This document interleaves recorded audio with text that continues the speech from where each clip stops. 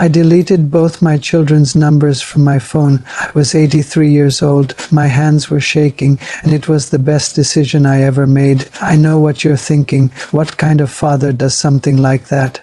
I'll tell you what kind. The kind who for 2 years kept calling, kept texting, kept leaving voicemails, like a man knocking on a door that was never going to open. The kind who one morning looks in the mirror and doesn't recognize the man staring back. That's how it happens, slowly, quietly. One day you wake up and realize you've traded your dignity for a message that says, "Happy birthday, Dad." That's all I got. A short message sent in the final hours of my birthday. From the 2 sons I gave everything to. Do you know what that feels like?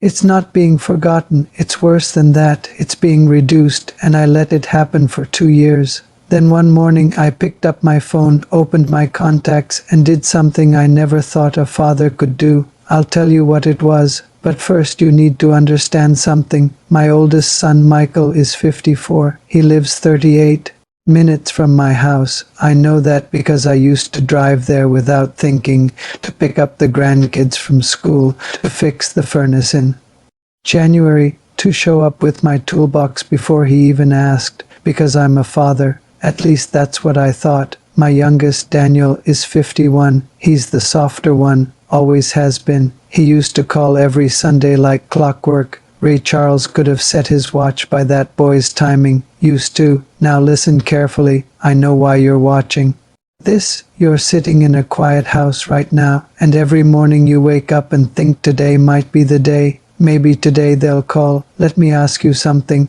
How long have you been telling yourself that? Because I told myself that for 2 years, 2 years of voicemails, 2 years of messages, thinking of you, son, call me when you can. And sometimes they did call, short calls, careful calls, the kind where you can feel you're taking up their time. You know exactly what I mean. And what did I do?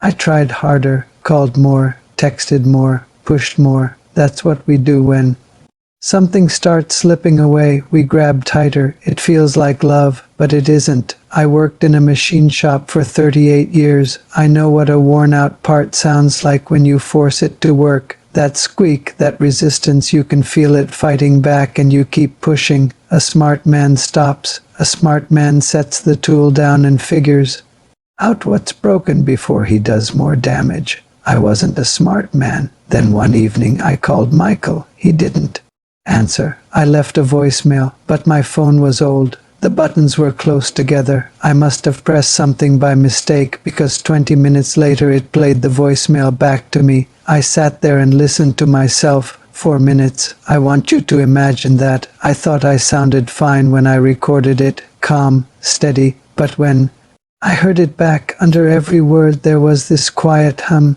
It wasn't anger. It wasn't even sadness. It was desperation. Desperation wearing a smile. A man knocking so gently, so patiently, he doesn't even realize he's been standing at that door for 2 years. When you hear your own helplessness play back to you, something changes. I wasn't calling to give them something. I was calling to get something. Reassurance, proof I still mattered, proof I was still loved. I was using my sons to fill a hole in my chest that had nothing to do with them. Do you understand that?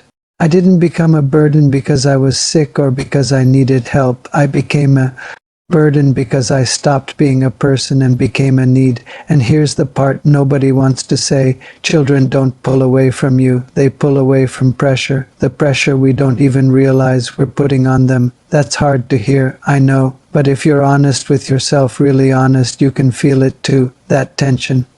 Every time you pick up the phone, that night I went into my garage. I've had some of those tools since the 1970s, everything in its place, everything with a purpose, and I stood there thinking, when was the last time I felt like this?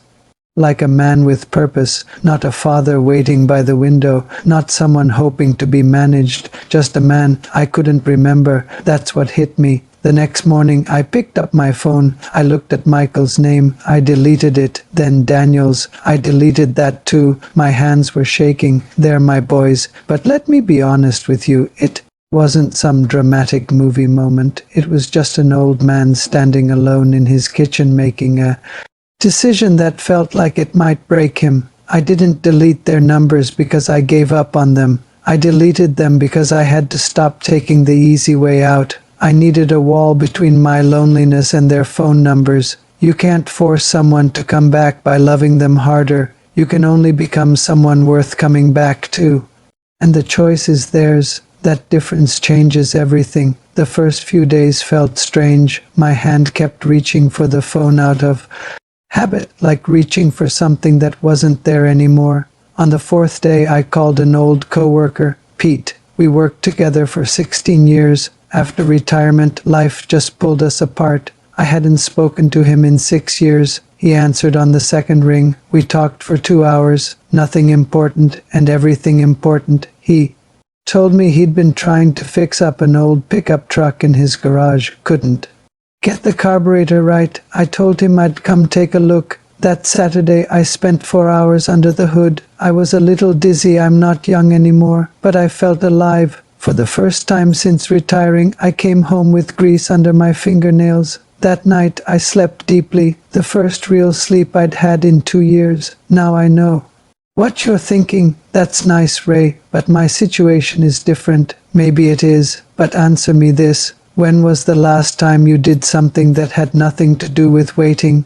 Because that's the real question, not why they aren't calling, but what are you doing in the meantime, waiting or building something? Twice a week now, I volunteer at a vocational school. I teach young kids how to use tools the right way, real hands-on work, the kind where at the end of the day you can point to something and say, I made that. I'm not a signal waiting to be picked up anymore. I'm a source. 5 weeks after I deleted those numbers, Daniel called. Different number. He was at work. Dad, I've been trying to reach you. I know, son, you sound different. Are you okay? I'm good, Dan, I'm busy. If you want to see me, come by. He came that Sunday, brought the grandkids. I showed my grandson how to use a level. He's 9, focused like you wouldn't believe. It took Michael a little longer, but he came too. We didn't talk about the silence. We didn't need to. Now listen carefully. I'm not promising your children will come back. Some won't. Some people choose distance and they mean it. And if that's your reality, I'm truly sorry. That pain is real. But I will tell you this. You don't fix a stalled engine by pushing it harder. It needs space. It needs care. Sometimes it needs you to stop forcing it. You've pushed long enough. Stop. Go find your garage, whatever that is for you. Put your hands on something real. Call the friend you've been meaning to call for 6 years. Be a human being again, not a parent waiting by the window. My name is Raymond. I'm 86 years old. I worked in a machine shop for 38 years. I have 2 sons and 7 grandchildren. My phone sits right here. Sometimes I don't even remember the ringtone. I drink my coffee, I eat my pizza, I live my life, and I don't sit there staring at that phone anymore. You shouldn't either.